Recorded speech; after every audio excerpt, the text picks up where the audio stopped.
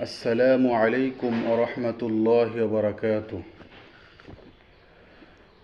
أعوذ بالله من الشيطان الرجيم. بسم الله الرحمن الرحيم.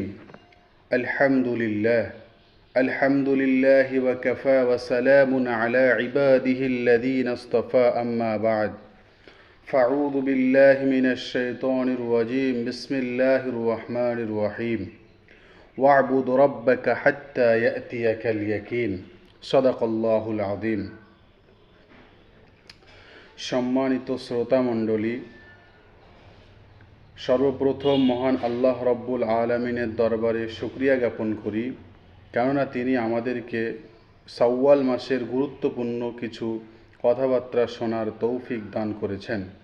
সকলেই বলি আলহামদুলিল্লাহ।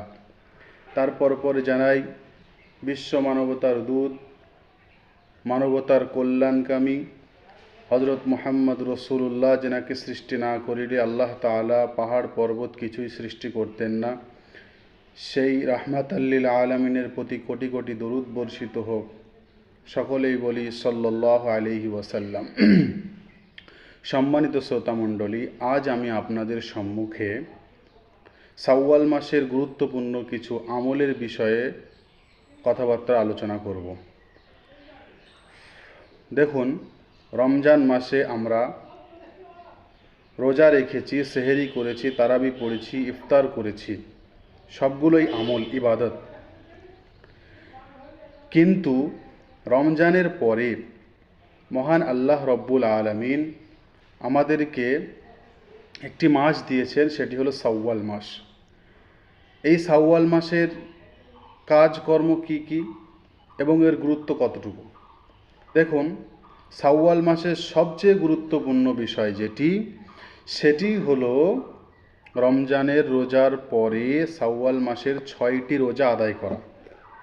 এই 6টি রোজা যদি আপনি আদায় করেন, তাহলে মহান আল্লাহ রব্বুল আলামিন আপনার নামায় আমলে 360 দিনের রোজা রাখার সওয়াব দান করবেন। বলুন সুবহানাল্লাহ।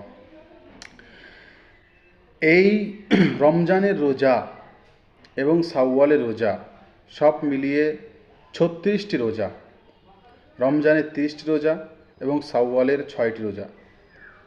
এই রমজানের 30টি রোজা এবং শাওয়ালের 6টি রোজা, এ বিষয়ে বিশ্বনবী সাল্লাল্লাহু আলাইহি ওয়াসাল্লাম বলেছেন যে তোমরা যদি রমজান মাসের রোজা আদায় করার পরে শাওয়াল মাসের 6টি রোজা যদি তোমরা আদায় করতে পারো, তোমরা তাহলে সারা বছরের